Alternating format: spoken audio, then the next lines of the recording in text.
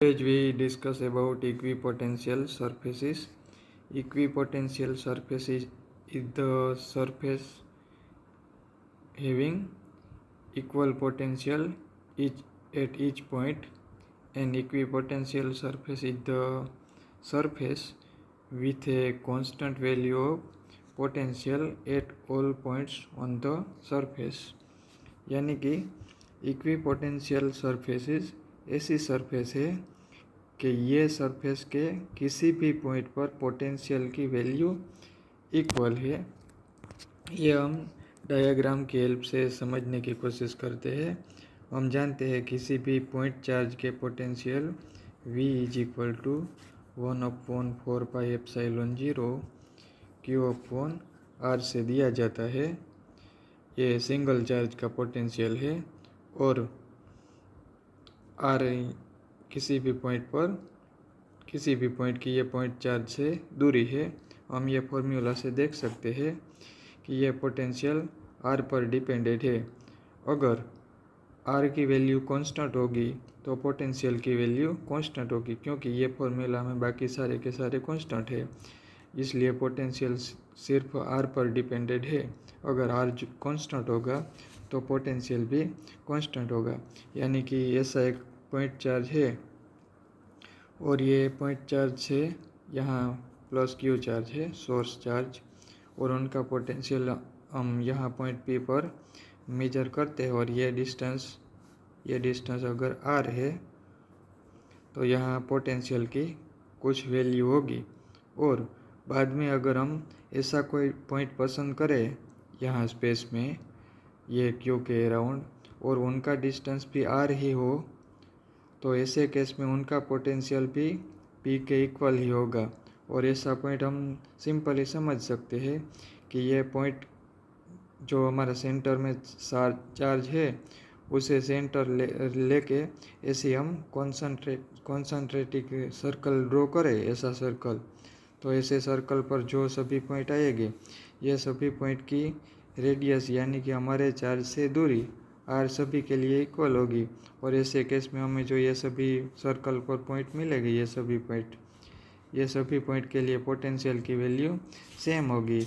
यानी ये जो हमें सरफेस मिली ऐसी सरफेस को इक्विपोटेंशियल सरफेस बोला जाता है। यानी कि ये हमारा पॉइंट चार्ज है, तो ये पॉइंट चार्ज को सेंटर लेके हम जो भी सर्कल ड्रॉ करते हैं ये सर्कल पर सभी पॉइंट के लिए पोटेंशियल इक्वल है। यानी कि ये इक्विपोटेंशियल सरफेसेस है।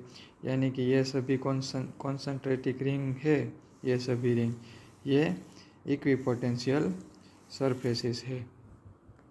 हम जानते हैं किसी भी पॉइंट चार्ज के लिए इलेक्ट्रिक फील्ड लाइन यहाँ से स्टार्ट होते हैं या एंड होते हैं। यानी कि किसी भी पॉइंट चार्ज के लिए ये रेडियली आउटवर्ड या इनवर्ड होती है, पॉजिटिव और नेगेटिव रिस्पेक्टिवली। हम मान लें कि ये पॉजिटिव चार्ज है तो इनकी इलेक्ट्रिक फील्ड लाइन ऐसे रेडियली आउटवर्ड होगी।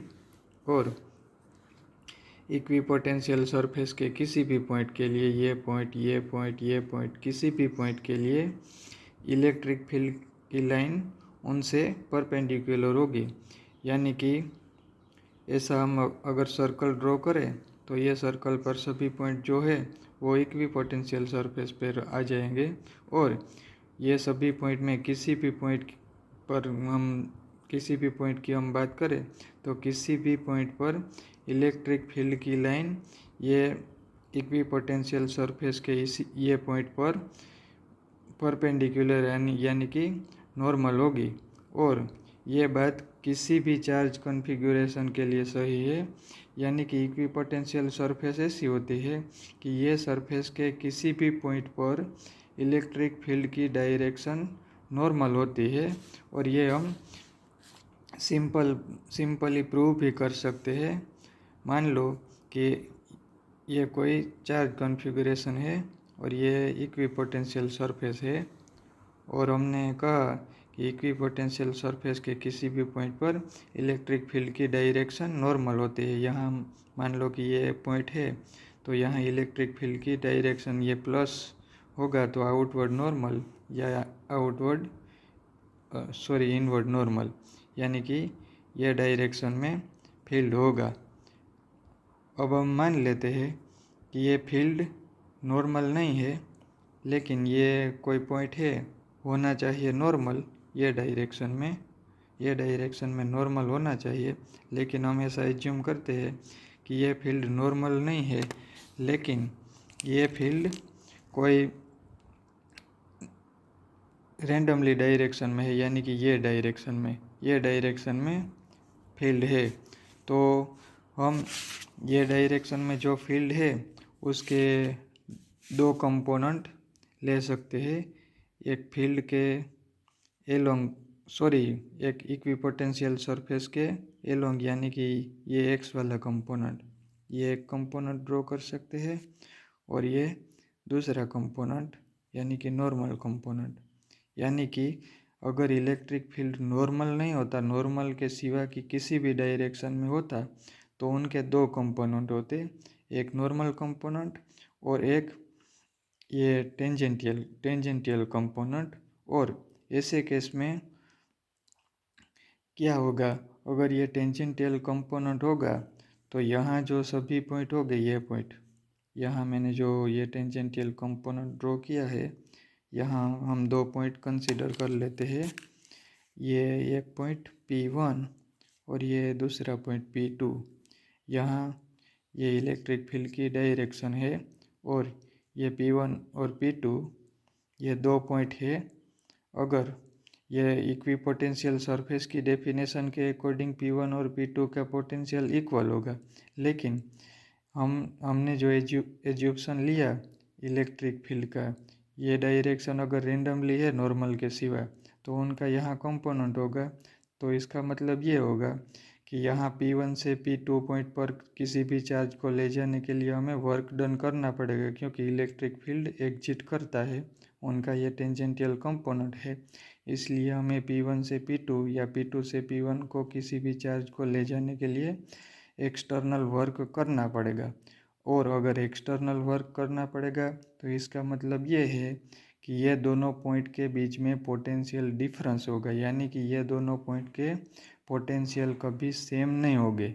इसलिए हमारा एज्यूप्शन ही गलत है, क्योंकि इलेक्ट्रिक फील्ड का ये नॉर्मल के सिवा किसी भी रैंडम डायरेक्शन में होना पॉसिबल ही नहीं है। ऐसा होता तो उनका ये नॉन जीरो कंपोनेंट होता तो यहाँ हमें वर्क करना पड़ता, और ये डिफरेंट वैल्यू के पोटेंशियल होते और इक्विपोटेंशियल सरफेस ही नहीं कहलाती। इसलिए इक्विपोटेंशियल सरफेस पर सिर्फ नॉर्मल डायरेक्शन में ही इलेक्ट्रिक फील्ड होता है। ये डिस्कशन से हम समझ सकते हैं कि अगर हमारा इलेक्ट्रिक फील्ड ये एक्स डायरेक्शन में है और हम मान लें कि इलेक्ट्रिक फील्ड यूनिफॉर्म है, तो हमारी इक्विपोटेंशियल सरफेस का जो प्लेन होगा वो उनके नॉर्मल यानी कि YZ प्लेन में, ऐसे जो फिगर में बताया गया है, ये नॉर्मल डायरेक्शन में होते हैं। यहाँ फिगर में इलेक्ट्रिक डाइपोल की इक्विपोटेंशियल सरफेस और ये दो पॉजिटिव चार्ज की इक्विपोटेंशियल सरफेस दिखाई गई है। अब हम फील्ड और पोटेंशियल के रिलेशन के बारे में डिस्कस करते हैं। यहाँ हम दो इक्विपोटेंशियल सरफेस कंसीडर करते हैं। मान लो एक ये ऐसा इक्विपोटेंशियल सरफेस है, ये इक्विपोटेंशियल सरफेस को हम नाम दे देते हैं A, और ये इक्विपोटेंशियल सरफेस यानी कि ये प्लेन पर जो सभी पॉइंट है उन पर पोटेंशियल की वैल्यू V है, और यहाँ हम उनसे डेल्टा एल दूरी पर एक दूसरी इक्विपोटेंशियल सरफेस ड्रॉ करते हैं, दूसरा प्लेन ड्रॉ करते हैं, उनके बीच में परपेंडिकुलर ये दोनों प्लेन, यहाँ मैं दूसरा प्लेन ड्रॉ करता हूँ, यहाँ मैं ये दूसरा प्लेन ड्रॉ करता हूँ, ये दूसरी इक्विपोटेंशियल सरफेस, उसको मैं नाम दे देता हूँ B, और ये दूसरी सरफेस पर पोटेंशियल की वैल्यू है V प्लस डेल्टा V, और ये दोनों सरफेस के बीच में जो परपेंडिकुलर डिस्टेंस है, ऐसे परपेंडिकुलर डिस्टेंस, ये परपेंडिकुलर डिस्टेंस डेल्टा एल है। ये यहाँ जो टेक्स्ट बुक में फिगर है उसमें हम अच्छी तरह से समझ सकते हैं। ये हमारी पहली इक्विपोटेंशियल सरफेस ए और ये हमारी दूसरी इक्विपोटेंशियल सरफेस बी, और ये दोनों के बीच में परपेंडिकुलर डिस्टेंस, यानी कि ये दूसरी सरफेस पर हम ये दूसरी सरफेस है उस पर ये कोई पॉइंट भी कंसीडर कर लेते हैं, और ये दूसरी सरफेस से पहली सरफेस का परपेंडिकुलर डिस्टेंस डेल्टा एल है।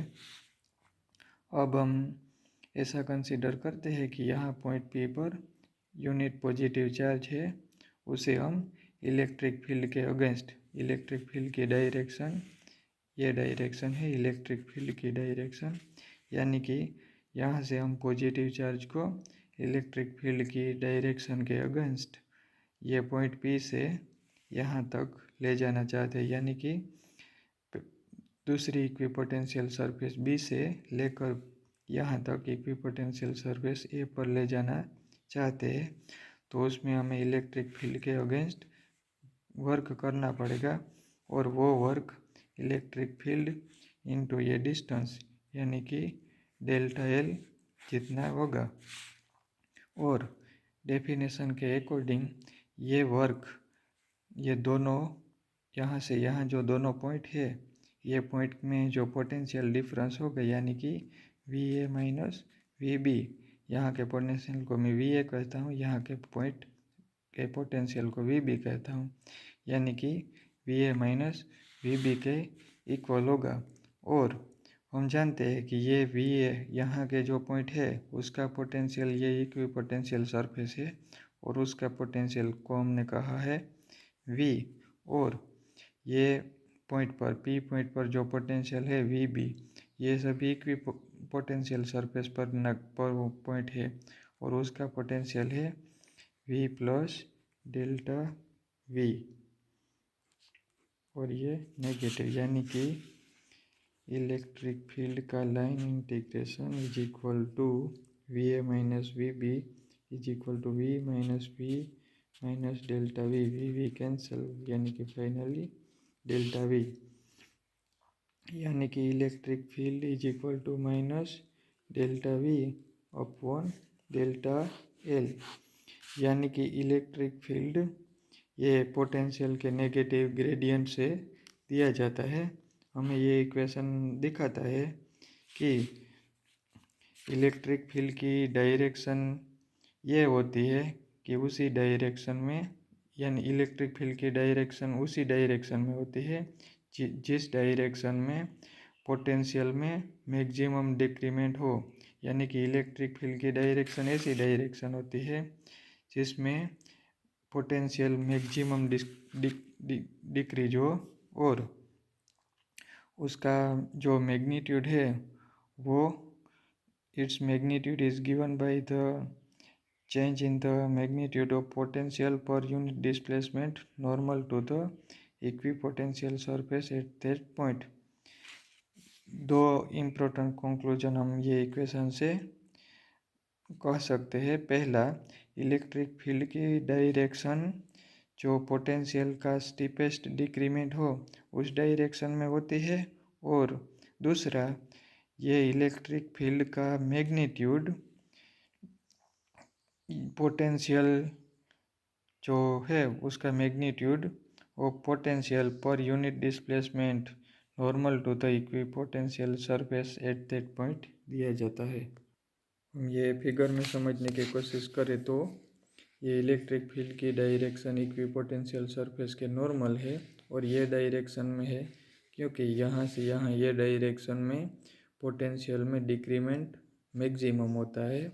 और दूसरी बात ये कि ये इलेक्ट्रिक फील्ड का मैग्नीट्यूड जो पोटेंशियल का दोनों पॉइंट या दोनों सरफेस के बीच में जो डिफरेंस है, ये डिफरेंस को यूनिट डिस्प्लेसमेंट से डिवाइड करने पर मिलता है, और ये यूनिट डिस्प्लेसमेंट दोनों इक्विपोटेंशियल सरफेस के नॉर्मल होना चाहिए।